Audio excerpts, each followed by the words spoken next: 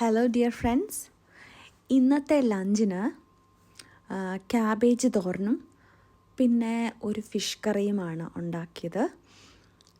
Cabbage തോരൻ already prepare ചെയ്ത് കഴിഞ്ഞു. Fish salmon ഫിഷാണ്.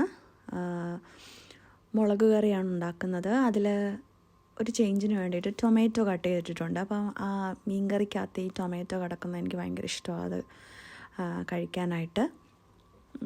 അപ്പം സാമൺ വലിയ സാമൺ അല്ലായിരുന്നു, ചെറിയ സാമൺ ആയിരുന്നു കിട്ടിയത്.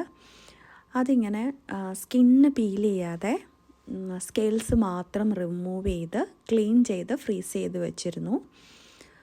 അപ്പം ആ സാമൺ എടുത്താണിന്ന് കറി വെച്ചത്. അപ്പോൾ സാമൺ കറി റെഡി ആയിക്കൊണ്ടിരിക്കുന്നു. നല്ല ക്യാബേജ് തോരൻ.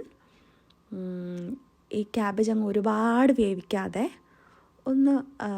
ജസ്റ്റ് ഒന്ന് വാടി ചെറുതായിട്ടൊരു ക്രിസ്പി ആയിരിക്കണം. അതൊരു പ്രത്യേക ടേസ്റ്റാണ്. ക്യാബേജ് തോരൻ എനിക്ക് ഭയങ്കര ഇഷ്ടമാണ്. അപ്പം ക്യാബേജ് തോരനും പിന്നെ സാമൺ ഫിഷ് കറി, ഇത് രണ്ടുമായിരുന്നു ഇന്നത്തെ ലഞ്ചിന്. അപ്പം ലഞ്ച് റെഡിയാണ്. പിന്നെ അപ്പം ഞാനിന്ന് ഒറ്റയ്ക്കേ ഉള്ളൂ ലഞ്ച് കഴിക്കാനായിട്ട്. അപ്പം ഞാൻ ലഞ്ച് കഴിച്ചിട്ട് വരട്ടെ. ഓക്കെ.